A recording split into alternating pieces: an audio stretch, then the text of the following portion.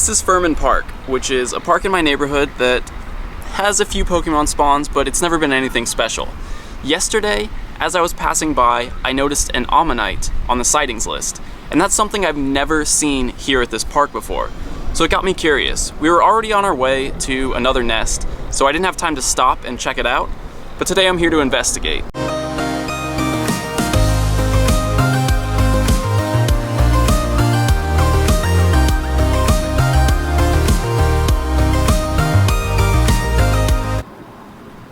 At the end of yesterday's episode, I briefly mentioned that Niantic added more nests with the most recent migration.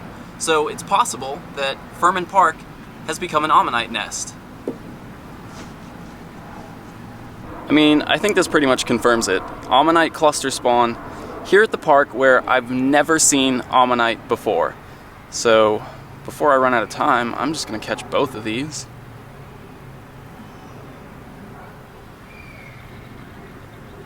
That's one. And two. Two Ammonites and a Pokestop for good measure. Now, this thing kind of looks like an Ammonite shell, right? I just felt something vibrate.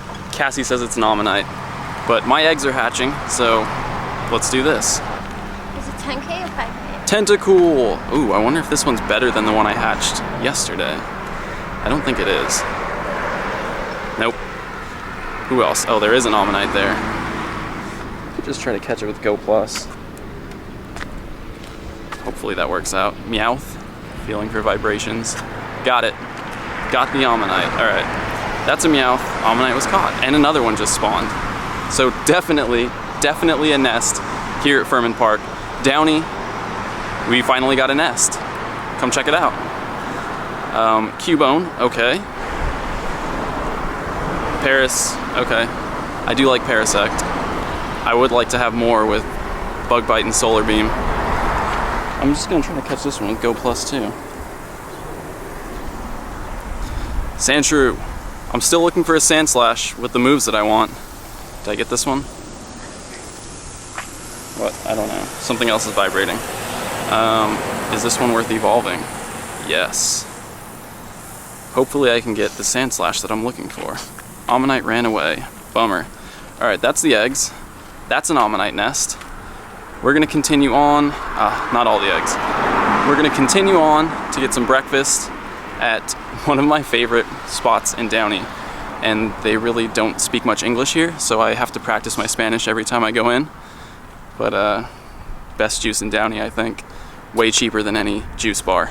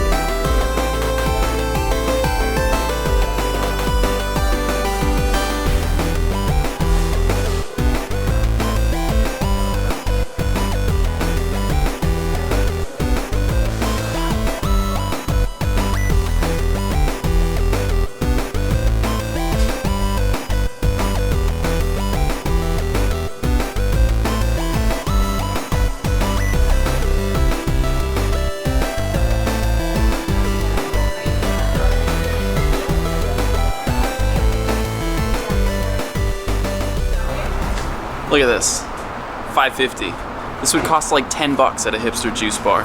We're gonna take our food to the park and set up there, see if we can catch some Ammonites while we eat.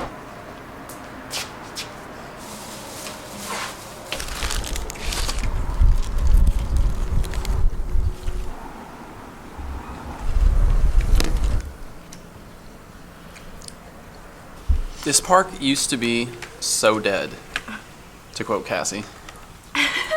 But right now, there's a Venomoth right here under this gazebo with us.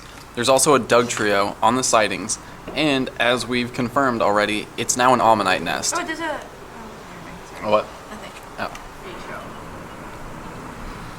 So I'm sure a lot of you have probably noticed that more spawn points have been added and that rarer and evolved Pokemon are now spawning more commonly. Venomoth, for example, here, the Dugtrio also on sightings. And it seems like, in my opinion, what has happened is places where people were playing Pokemon Go regularly since launch have been upgraded. We know that Pokemon spawns are based on cellular activity. As for nests, this park was pretty popular when the game first came out. There weren't a ton of crazy spawns here, but at night there were a lot of groups of people just walking around playing the game. There's only 2 Pokestops and 1 gym, but I spent a lot of time here. People had lure modules going on here all the time. So this was a pretty popular park for playing Pokemon Go at the beginning. There's another Ammonite. And my advice to start, if you want to look for new nests in your area, check parks or public places where a lot of people were congregating to play Pokemon Go. They might have become nests with the update. Okay, got that one. Pretty decent transfer. I'm still waiting for a good Ammonite to evolve. Hopefully, now that I have this nest here, I can just come out here at night, maybe when I'm exporting videos or something, and just try to get a good Ammonite, because I haven't been able to hatch one from an egg yet. Now, aside from just checking popular Pokemon hotspots for nests, there's something you can do that might give you a better chance of finding new nests. But for that, we're gonna head back to the lab. Before we talk about that, I wanna make sure I report this new Ammonite nest on the Silph Road.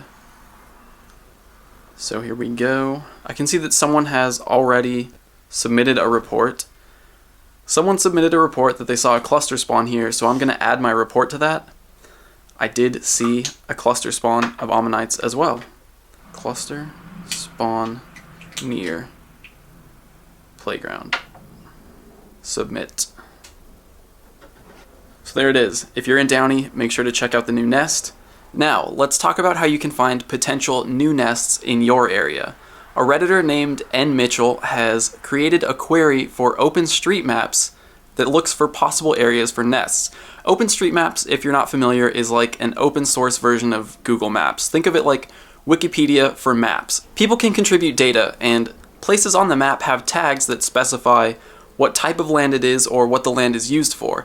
And the Pokemon Go research community has noticed that there seem to be some correlations between certain tags on OpenStreetMaps and nest locations. So N. Mitchell has created this query that looks at OpenStreetMaps and highlights areas that are tagged with some of these common nest tags. So what you can do is input your location and scan it, and it'll highlight areas that could potentially be nests. So let's take a look at how it works. On the left side here, you have the query. This is basically the script that's running. On the right side, you have the map. So what you want to do is search for your location. Here's Downey here, and I've positioned it like this because it covers 3 known nests. To scan the area, come up here to the top left and click Run. And you can see that the script highlights certain areas. So here, this small green square is the new Ammonite nest that we just discovered. Here, this area with the circles in it is Ford Park. This is the Oddish nest that was formerly a Bulbasaur nest. And this big one here with a ton of circles in it is Southgate Park, which is currently a Charmander nest. Now I should say right now that not every highlighted area is going to be a nest, but using this tool will give you a good idea where to start your search. I would suggest starting with the bigger ones that have circles in them. Each of these circles represents a specific tag. So you can see here, this one's tagged leisure pitch, meaning a soccer field or a football field. So here at Southgate Park, there are a lot of sports fields, and you can see that they're tagged all over the park. Same thing here with Ford Park. There's a lot of soccer pitch tags and baseball field tags. Now I've said before, if you want to look for nests in your area, start with parks that have sports fields, soccer pitch, baseball field, because a lot of the nests that I've been to, I've noticed, are popular sports parks. Now obviously, the new nest here at Furman Park does not have any pitch or field tags, but Northwest Downey Little League does play their games there, so there are baseball fields there, and people do play sports there. Now down here in the corner, there's another small park with a couple tags for baseball, And this park is actually a smaller nest that I've been to previously. If you remember from one episode, I ran into a guy named Miguel who let me know that there was a Bellsprout nest here at this park. It didn't spawn things as frequently as other nests, but it's definitely a frequent spawn area for Bellsprout. I don't know what it's changed to since the last migration, but again, that's another example of a confirmed nest highlighted here on OpenStreetMaps. Now, it's unlikely that Niantic actually uses OpenStreetMaps to determine where to place parks because, you know, they came from the team that created Google Maps, so more than likely they're using some sort of Google Maps data, but there's been a strong correlation between this OpenStreetMaps data and nest locations. So again, you won't definitely find a nest at each of these highlighted locations, but it's a good place to start your hunt. There are also 2 golf courses highlighted here, and a lot of people have noticed nests at golf courses. This one I know is a part of the same nest as Ford Park. When it was a Bulbasaur nest, that Bulbasaur nest extended over here into the golf course, but we're no longer allowed to play there because it's considered trespassing if you go onto the golf course to play Pokemon Go. This golf course, I'm not sure if it's a nest, but I think we can stop by and check it out. And Hollydale Park here, I'm not sure if it's been reported as a nest previously, but I'd like to go investigate to see if it's been updated since the last migration. So that's the OpenStreetMaps query, and again, huge shout out to N. Mitchell for creating that. It's going to be a pretty useful tool, I think. So go ahead, check it out. I'll link to that in the description, and let me know if you find any new nests using this tool. Now, I'm going to go check out some of the areas here to see if anything else has become a nest around Downey. This is stop number 1, Los Amigos Golf Course. There's signs up everywhere that say no trespassing, so I'm just going to look at sightings. And it seems like Staryu is really the only thing out of place that could possibly be a nest Pokemon here. So I'm going to head to the Silph Road and see if anyone's reported this as a Staryu nest. No reports here at Los Amigos. Doesn't necessarily mean it's not a nest, but because there's no trespassing signs posted everywhere, I'm going to say don't bother coming here to play Pokemon Go. Stop number 2, Hollydale Park. And so far, it looks pretty barren. There's a lone Rhyhorn on the sightings, but to be honest, this park itself is pretty barren. Like, not a whole lot going on here. So I wouldn't be surprised if this isn't a nest, because really it seems like nothing happens here. Although I do see, looks like there's some people over there, some kind of activity, so we'll head down that way and see what's going on. As we're walking down towards the activity over here, I want to talk about one thing. Every time I mention the Silph Road Nest Atlas, there's one question that comes up more than any other, and that's, is there an option to see all the nests around you? And the answer is right now, no. You have to look at a specific species to see if there's any nests for that species in the area. But my friends at the Silph Road have let us know that they are working on a new version of the Nest Atlas that'll do exactly that.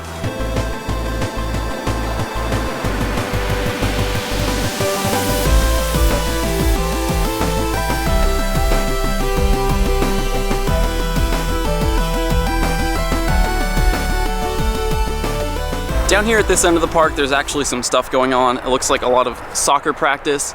Now, they're not official fields, but there are more Pokemon around here. Growlithe is fairly common in this area. Machop, pretty common too. Ekans, definitely common. Seal seems a little bit out of place, but the riverbed is right over there. You can see water on the map. I think the only potential nests really are Seal or Machop, so we're gonna walk around a little bit and see if we find anything. And then I'll also check the Silph Road for reports on Growlithe, Machop, and Seal. We'll start with Growlithe. There are a couple unconfirmed reports here. On September 1st, someone suspected it was a nest. What's that other one? See if I can zoom in and get that. Okay, they're both the same report. It's both the same person on September 1st suspecting this was a nest. So September 1st, that's before the last migration. It's not likely that that's the case here. What else do we want to check? Seal. Looks like no seal reports around here. Doesn't mean it's not a nest, but I haven't seen one pop up yet. Ooh, I just...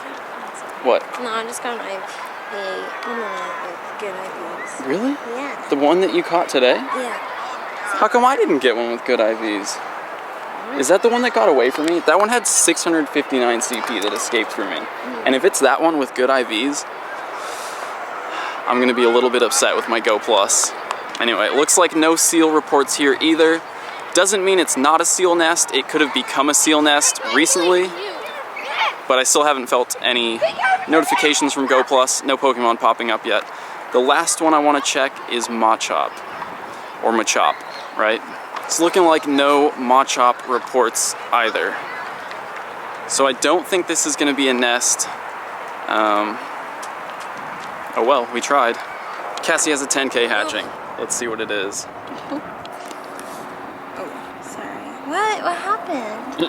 Did you hit it with 2 fingers? No, I only hit it with 1. What? Go to your journal? What was that? I don't know. Yeah, it was a 10K one. Mm-hmm. Oh, Electabuzz. Electabuzz, but how come it came out with a favorite star already? I have no clue. That's so weird. Okay, appraise it. Why?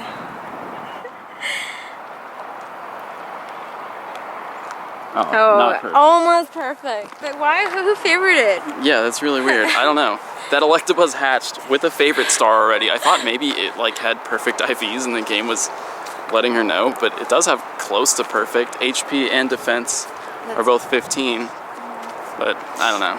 Electabuzz hatched from the egg, no animation, came out favorited. I don't know what that's all about.